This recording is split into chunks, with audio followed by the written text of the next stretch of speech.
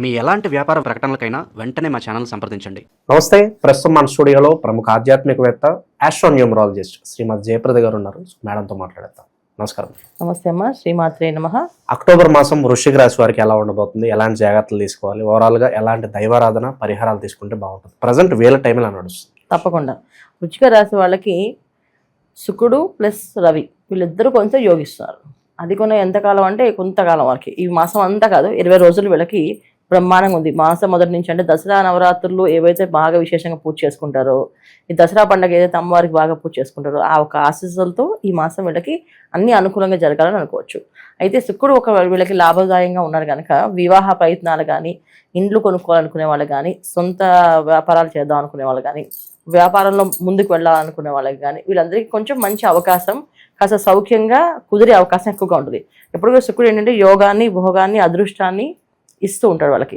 So ఈ అదృష్ట యోగాలు వీళ్ళకి ఖచ్చితంగా కనిపిస్తున్నాయి. ఎందుకంటే లాభస్థానంలో శుక్రుడు రవి ఉండడం వల్ల ఏంటంటే గవర్నమెంట్ సంబంధించిన వ్యవహారాల్లో వీళ్ళు ఎప్పుడో డబ్బులు ఉండిపోయి అవి రాక ఇబ్బంది పడే వాళ్ళకి డబ్బులు వచ్చే అవకాశం, శుభవార్తలు వినే అవకాశం, ఇవన్నీ ఈ మాసంలో వృశ్చిక రాశి వాళ్ళకి కనిపిస్తున్నాయి.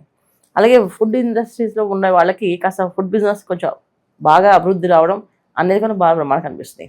ఈ రవి శుక్రుడు ఇద్దరు లాభస్థానంలో ఉండడం వల్ల ఒక మంచి ఫలితాలు వీళ్ళకి. మిగతా వ్యయస్థానంలో కుజుడు, బుద్ధిని కోల్పోతూ ఉంటారు, ఆలోచన కోల్పోతూ ఉంటారు, ఆలోచన వ్యవహారాలు సరిగ్గా నడవు, కాస్త అగ్రెసివ్గా వెళ్తూ ఉంటుంది, శరీరం ఎప్పుడు కూడా అలసిపోయినట్టు ఉంటుంది. వ్యయస్థానంలో శుక్రుడు ఎప్పుడైనా ఉంటే కనుక పాపగ్రహాలు ఎప్పుడు కూడా పాపస్థానంలో ఉండడం వల్ల హూనంగా ఉంటుంది శరీరం అంతా. ఏదో ఒక పని చేసేస్తాం, అలసిపోయాం అన్నట్టు అనిపిస్తుంది, చేయలేరు. సో వీళ్ళు ఏంటంటే జనరల్గా వృశ్చిక రాశి వాళ్ళు చాలా మాటకారులు. ఏ విషయమైనా చక్కగా మాట్లాడడం కానీ, దాన్ని సమయస్ఫూర్తిగా తీసుకోవడం కానీ చేస్తారు. ఇప్పుడు వ్యయస్థానంలో బుధుడు ఉండడం వల్ల, కుజ శుక్రులు ఇద్దరు కలిసి ఉండడం వల్ల ఏమైందంటే ఇక్కడ ఆ విషయాన్ని చెప్పడం కూడా మర్చిపోతారు. మతిమరుపు అనేది ఎక్కువగా అనిపిస్తుంది. ఎందుకు మేము మర్చిపోయాం, ఎందుకు ఈ విషయాన్ని.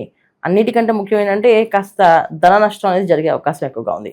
ధన నష్టం ఏంటంటే ఎప్పుడో ఇచ్చిన వాళ్ళు వీళ్ళకి ఇవ్వకుండా వీళ్ళు వదిలి వెళ్ళిపోవడమో, లేకపోతే ఏదైనా హఠాత్తుగా వాళ్ళకి ఏదైనా ప్రమాదం జరగడమో, ఇవి జరిగే అవకాశం ఉంటాయి. ఎప్పుడో అప్పులు ఇచ్చిన ఇల్లు, డబ్బు కానీ ఏదైనా సరే అవి వీళ్ళ చేతికి రాకుండా పోయే అవకాశం ఈ మాసంలో ఎక్కువగా ఉంది.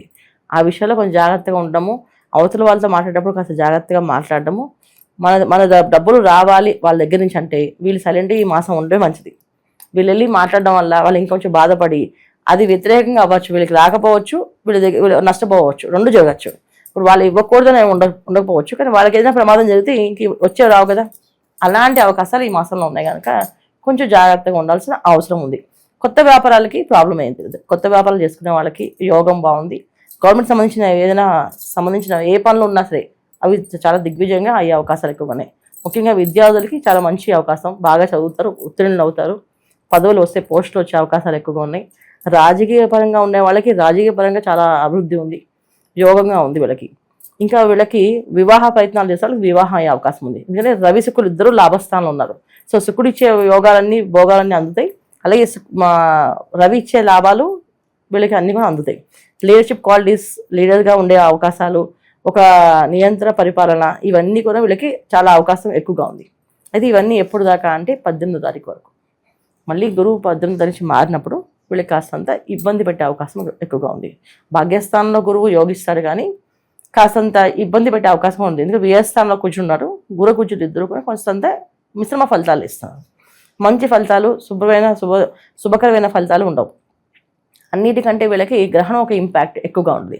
చతుర్థ స్థానంలో గ్రహణం, ఈ గ్రహణం అవ్వడం వల్ల కాస్తంత ఏ పనైనా ఆటంకాలు, కాస్త ఇబ్బంది పెట్టే అవకాశాలు ఎక్కువగా ఉంటాయి. ఇవన్నీ కూడా మనం చెప్పేది గోచార ఫలితాలే. సో గోచారంలో జరిగే గ్రహస్థితి, గ్రహాలు, యోగాలు ఇవన్నీ మనం చెప్తున్నాం. కానీ పర్సనల్ చార్ట్లో, జాతకాల్లో కూడా ఏ యోగాలు ఏ దశలు నడుస్తాయి దాన్ని బట్టి ముందుకు వెళ్ళాలి. ఒకవేళ పర్సనల్ జాతకాల్లో యోగం బాగుంటే ఏ పనైనా చక్కగా అవుతుంది. ఒక పర్సనల్ జాతకంలో యోగం బాగాలేకపోతే మాత్రం ఇవి కలిసి కాస్త ఇబ్బంది పెట్టే అవకాశం ఉంది. ఏదైనా సరే ఈ వృశ్చిక రాశి వాళ్ళు ఈ మాసంలో కాస్త దైవారాధన ఎక్కువగా చేయడం, మానవ సేవ కంటే మాధవ సేవ ఎక్కువగా చేయడం. అంటే వీళ్ళు ఎక్కువ నమ్మేది ఏంటంటే మానవ సేవ. మనుషులు సాయం చేస్తే రేపు ఆ మనిషి ఏదైనా బాగుపడితే రేపు మనకి బ్లెస్సింగ్స్ వస్తాయి, కానీ దేవుడికి ఎందుకు చేయాలి అనుకుంటారు. కానీ ఈ మాసం అంతా భగవంతుడికి చేయాలి ఎక్కువగా. భగవంతుడి సేవ అంటే దేవాలయాల్లో వెళ్ళడం, అభిషేకాలు చేయించడం, పూజలు చేయించడం, అన్నదానం ఉంటే అన్నదానం చేయించడము, కార్యక్రమాల్లో పాల్గొనడము, దేవాలయం సంబంధించిన కార్యక్రమాల్లో ఏదో ఒక ధన సాయం చేయడం, ఆర్థికపరమైన సాయం చేయడం, ఇవన్నీ చేయడం వల్ల మంచి లాభమైన పనులు అవుతాయి. మామూలుగా మనుషులు సాయం చేయొచ్చు, కానీ దేవతా సేవతో పాటు మానవ సేవ చేయాలి వీళ్ళు. అంతేగాని నేను మనుషులు చేస్తే రాదా అంటే నేను దానికి సమాధానం చెప్పలేను. ఈ మాసంలో చేయాల్సిన పరిహారం ఇది వీళ్ళు, అందుకే చెప్తున్నా.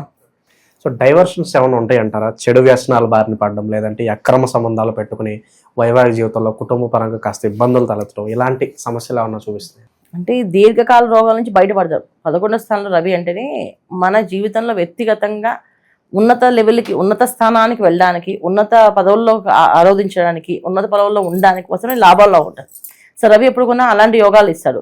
అలాగే దీర్ఘకాల రోగాల నుంచి బయటపడే అవకాశం ఉంటుంది. అలాగే చెడు వ్యసనాలు ఉంటే దాని నుంచి బయటపడే అవకాశం ఉంటుంది. ఈ మాసంలో అయ్యే అవకాశం కాదు, బయటపడే అవకాశం ఎక్కువగా ఉంటుంది. అందుకే లాభస్థానంలో రవి యోగిస్తున్నాడు కనుక వీళ్ళకి అవన్నీ ఏ ఇబ్బందులు లేవు, బ్రహ్మాండంగా ఉంటుంది. ఇక శుక్రుడు ఉండవల్ల ఏంటంటే అది సౌఖ్యంగా శుభకరంగా వీళ్ళకి శుభకార్యాల్లో పాల్గొనడం, శుభకార్యాలు చేసే అవకాశము ఉంటుంది. శుభకార్యాలు చేసుకోవడం అంటే వివాహాలు అవడమే.